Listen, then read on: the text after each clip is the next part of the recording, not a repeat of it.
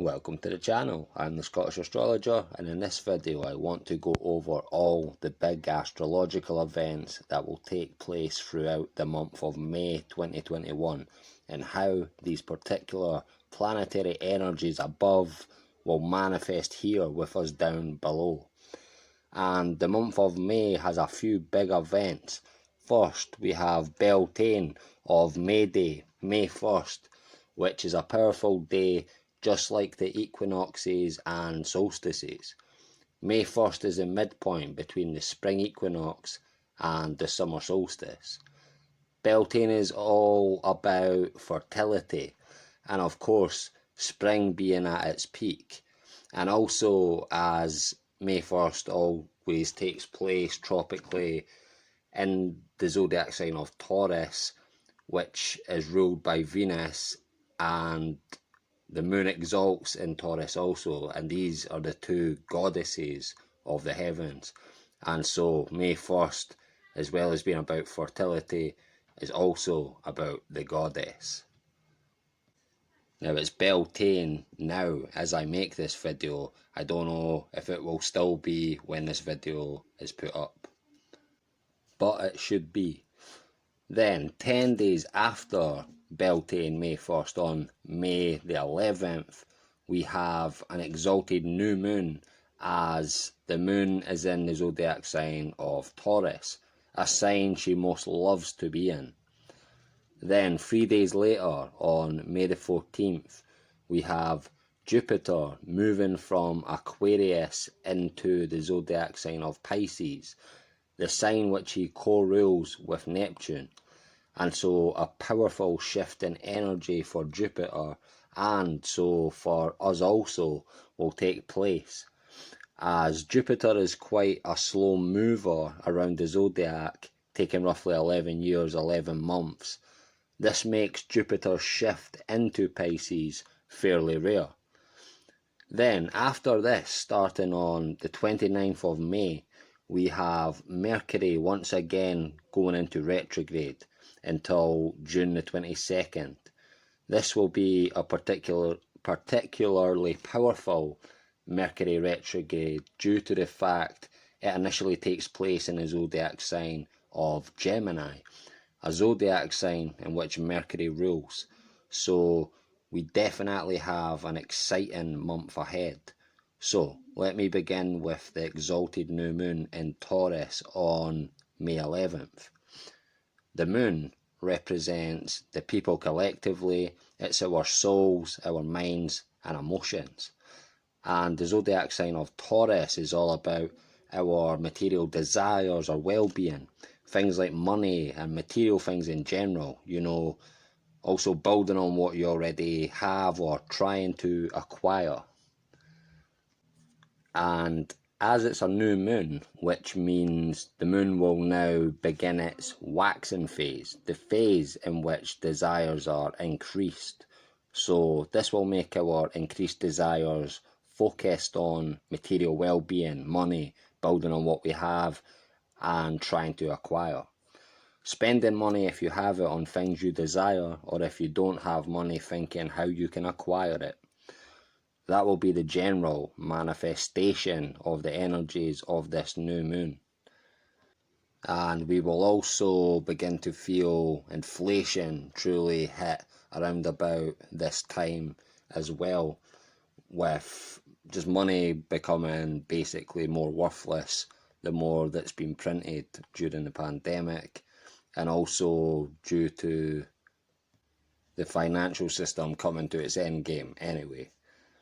And this will cause us to see price rises from everything, from food to wood, furniture, just absolutely everything will increase in price round about this time. People will begin to notice it, if they haven't began to already. Also, check which house 21 degrees 18 seconds of Taurus lands in on your own chart, so you can have a better understanding of which area of life personal to you will be activated and useful in relation to what I said regarding this new moon. Now, for those who want to know the house meanings, etc., or even if you want a reading from myself, I have left a link to my website in the description box below. Okay, moving on to the next big event of May.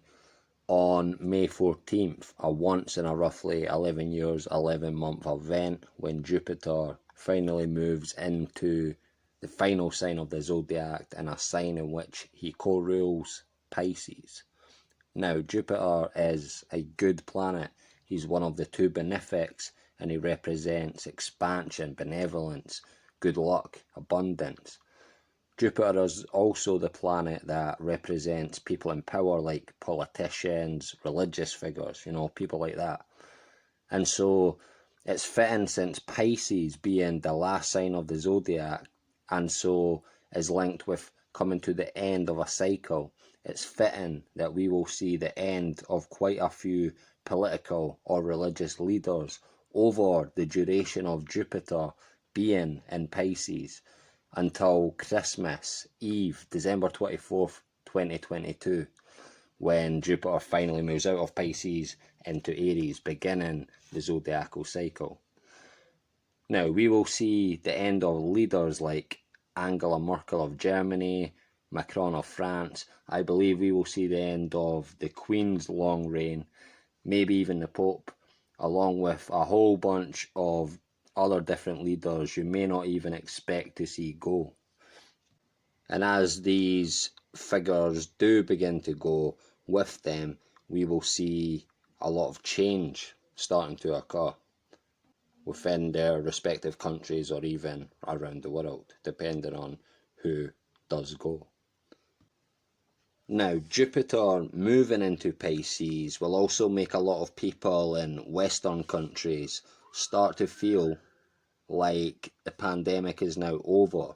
As we begin to reopen society, there will be a lot of socialising, coming together, celebrating, and the general energy will shift to feeling really good and positive for a lot of people.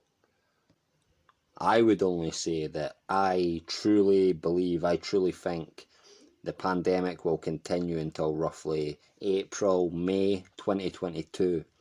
And all this premature excitement and feeling like it's over now will only lead to more lockdowns later in the year and only fully coming to an end in 2022. But in the meantime, you will feel a major positive shift in energy around the middle of May or even around now.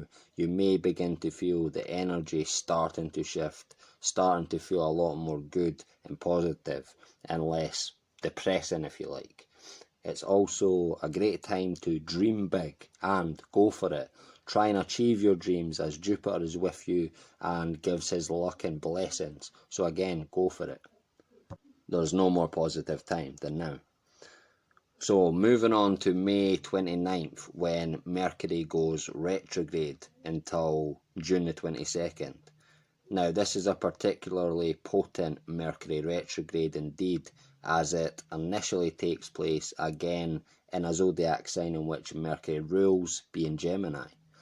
So don't try and do anything important or make plans during the retrograde, because chances are it will go wrong.